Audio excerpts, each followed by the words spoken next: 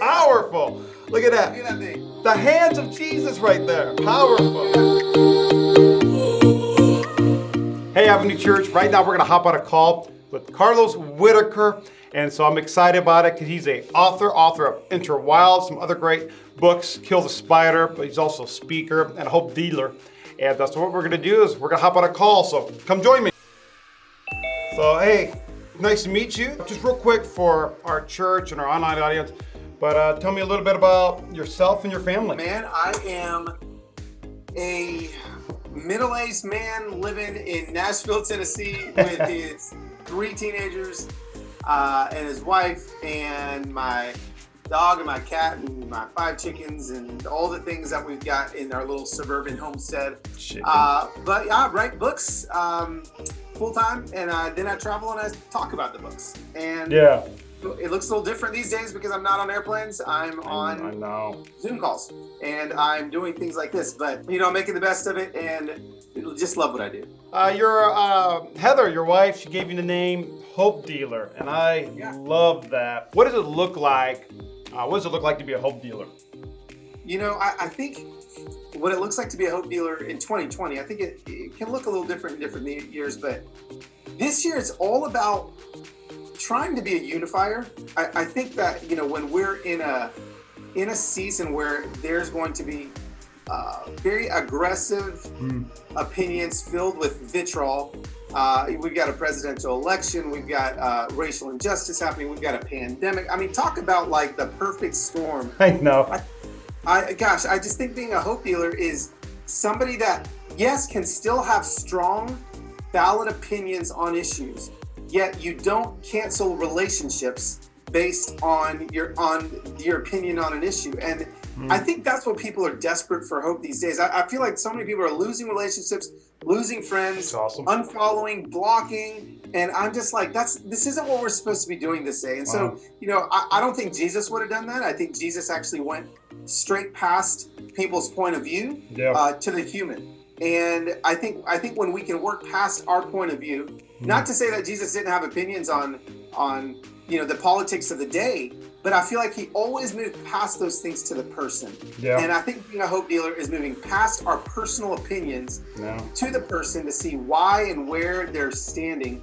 And when you do that, I just think we're gonna be hope dealers. That's excellent. I love that. Don't cancel relationships. And and you said it. We're in the middle of 2020. We're in the middle of a pandemic, racial tension, division, political craziness. This is the perfect storm. Why is this the perfect time for someone to get this book and to enter wild?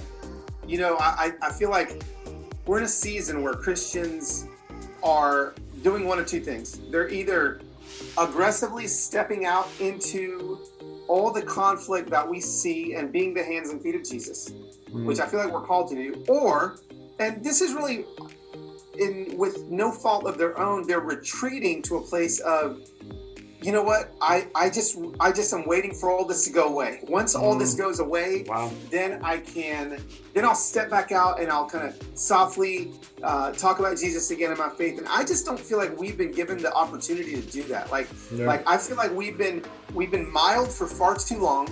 Now is the time to step forward and be wild. My book's called Enter Wild: Exchange of Mild and Mundane Faith, which again, I feel like a lot of Christians are retreating into this mild faith. Just until 2020 is over, we've got to, whatever happens in the election, whatever happens with COVID, whatever happens with racial justice, hunker down. Yeah, hunker down, and then when things get a little better, we'll step back out. No, that's mild. We are called to enter wild. You look at the ministry of Jesus; it was not a mild ministry. Like he was out there every single day, having hard conversations, being his own hands and feet, ministering to people's souls. And so right now is the time. This is why I think the book's so important. Right now is the time for us to step out and do that. And so, it also really encourages believers that maybe have been a little, maybe have been wanting to accelerate into the depths of who Jesus is, who the Holy Spirit is, maybe looking for what it looks like to really have conversational intimacy with God. Like, is God really speaking to me, and how can I really hear him? I tackle all these subjects in my book as I go through the story arc of my own anxiety, depression, and how hearing God, how I finally worked through that through some inner healing things. So I think the book can really touch a lot of different people, but I think it's really important in this season to move from mild to wild. I mean, I love it, and I love your transparency. You're such a great writer. I mean, just the way you put words down on paper. I mean, it feels like I'm with you. I mean, I'm experiencing what you're experiencing, and I believe people are going to experience incredible healing, incredible hope through your book. You mentioned it's been 10 weeks, and so this week is 10 weeks since the launch of your newest book, Enter Wild. So congratulations, you did it. Thank you. You said you have 0 reservations that you think this book can change a person's life, and we think so too, 100%. Yeah. That's why we're jumping into small groups with your book in September. It's a new series, all that. It's gonna be amazing. I don't have to preach like ever. It'd be great. It's gonna be amazing.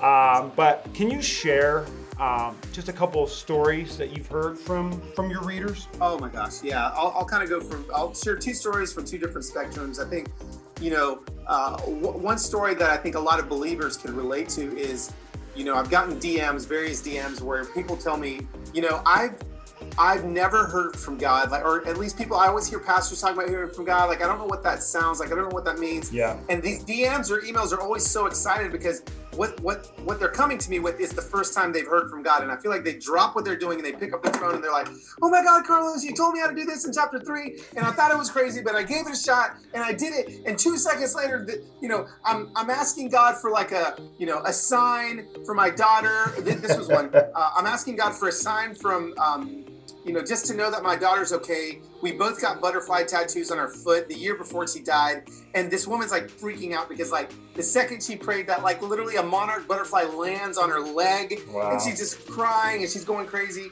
Yeah. So there's like those things, right? Like how I'm helping people step into seeing the miracle signs and wonders in their life. But then there's also, the non-Christians that read this book, which again, really baffles me. But I feel like many people in 2020 are just searching for hope. They're searching for hope, and they see me on Instagram every day, maybe not necessarily preaching the gospel, but I'm just, being a nice guy, being a good guy, like putting out things that people, and so they're like, you know what, I wanted to support you. This one that I got actually, this one lady said, this may sound weird, but I'm actually a witch, is what she told me. And she said, I practice witchcraft, but the good witchcraft, whatever that means. And she said, but I want to let you know, like, I'm obviously the farthest thing from a Christian, but I follow you. And so I decided to support you by ordering your book. I'm on chapter 5, and you're talking about praying the promises of God. And God, this sounds like a great idea, but I don't have a Bible. So can you send me maybe some promises of God that I can pray over my life? And I was like, absolutely. That's I can send you some promises that, and so I sent her these things, and then she DMs me the next day, and she's like, I literally felt different when I prayed these things. I felt different when I spoke these things. And so seeing just again the truth and the power of praying the promises of God over your life and asking God for specific things and watching the miraculous happen, that's the stuff that I'm seeing every single day, and it's blowing my mind. It's awesome. Well, I love in your book, you kind of connect the tension between, do the promises of God actually work, right? For me, is it actually for me? And man, it's powerful. And so I just want to, I don't want to go too long with your time, and I'm so grateful for your time. Anything I'm so excited and grateful that you guys are using some words that God gave me, to maybe accelerate your faith a little bit. Such a healing experience for many. So Carlos, is there anything you want to tell Avenue before you hop on the camera and bring a word? Yeah, man, I just want to tell Avenue, buckle up, and also if you're more of a person that likes safety, which there's nothing wrong with that. I don't want you to be scared of the word wild. I don't want you to be scared that your safety is going to be pulled out from underneath you. If anything, you're going to experience an even safer place when you step out and risk. And so, if you really want to accelerate your faith into a place of wild, just trust me, dig in, dive in. When things get uncomfortable, stay in that uncomfortableness, and I promise you, Jesus is going to pull you to a place that you've never experienced before. That's awesome. Come on. There's no growth in comfort. Right. And man, I think we're all been growing this season, but it's like, I want us to grow the right way. And that's so I got one more question for you. Is will you come back to Avenue in Las Vegas when the virus is gone? Man, I hope you come. I will come. I want to stand on stage. I want to hug all the people. I want to kiss all the babies. That's what I want to do. This is driving me crazy. I have to be in my basement, so I keep preaching about that. Again, thank you for hanging out with us, and we're excited to have you September 13th online. I'm excited to be there. All right. Again, thank you. Yeah, man, you are so welcome. I can't wait. And definitely, please have me back because I want to come out. Of course, we will. All right. All right. See ya. See you, sir.